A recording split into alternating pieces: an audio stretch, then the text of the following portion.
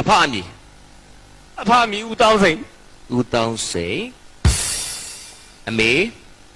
အမီအမီဒေါ်တောင်းစိန် နှစ်ကိုယ်တစ်စိတ်ကြီးလားဟမ်ဘလို့ဖြစ်တာ နာမည်တူတူပဲ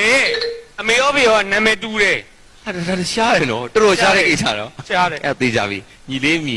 မောင်တောင်းစိန် မဟုတ်ပါဘူးဆရာလေ မဟုတ်လား သားသမီးတို့လိုက်တူမလား โอเคမတူတော့ဘူးဟော မတူ ပြောညီလေးမီ မောင်စိန်တောင်း ဩနှလုံးနဲ့ရှင်းနဲ့နှောင်းနဲ့ပြောင်းသွားတယ်မင်းတို့မိသားစုချဲတို့ကလည်းပတ်လေရော်ကြီးရမှာဟမ် ကျွန်တော်တို့လောင်ကစားမလုပ်ဘူးဆရာ ဘလို့မိသားစုလဲဟာဟမ်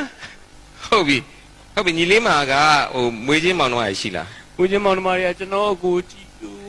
အထက်ကတယောက်ရယ်ပြီးတော့နိုးညာရယ်အခုအောက်ကကျွန်တော်အားလုံးပေါင်းစုစုပေါင်းကျွန်တော်တယောက်တည်းပဲရှိတယ် ဟောတယောက်တည်းရှိရဘာလို့ရည်နေတာတော့ဘာလို့ ဒီနေရာမဟုတ်ငိုနေတာလေ